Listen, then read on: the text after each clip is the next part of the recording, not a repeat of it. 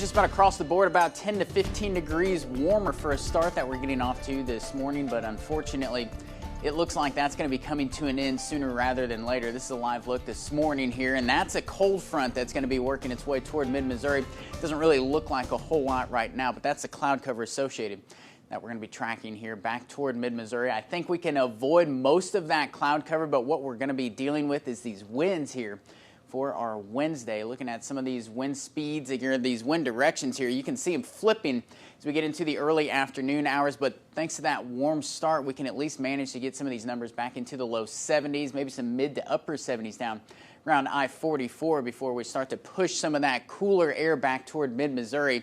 As we get into the overnight hours, again, falling into the middle 40s. That's about where we've been these last few days, and then by tomorrow afternoon, can only squeeze out the upper 50s and low 60s. So that cooler air is coming in as we get into this afternoon, but it's coming in a little bit forceful at times. Again, this may be a little bit on the higher side in terms of some of these wind gusts, but gives you an idea of kind of the ceiling of just how windy it could be with some of these wind gusts later on today.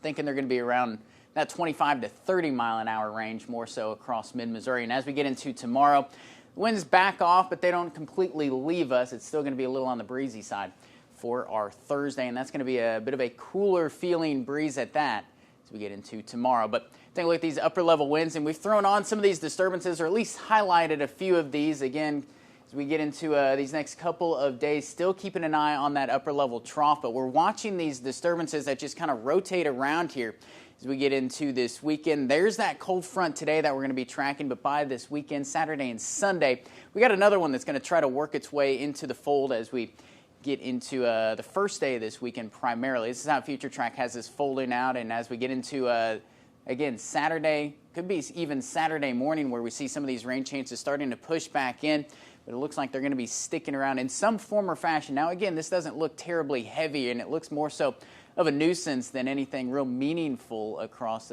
portions of mid-Missouri, but just something that we may have to deal with one way or another as we get into this weekend. Taking a look at that weekend forecast again. Temperature is going to be back into the 60s really from tomorrow on. Think about that as we get all the way through these next couple of days. Scattered showers more so on Saturday, your better chances. I think by the afternoon on Sunday, we can at least manage to salvage one day of the weekend here if you've got any of those plans here for the second day of this weekend. But looking at that ABC 17 Storm Track 7-day forecast, staying dry all the way until then, and really on the other side of then as well. By Monday and Tuesday of next week, we'll finally start to crawl out of those low 60s, may start to work our way back toward the 70s by the middle of next week.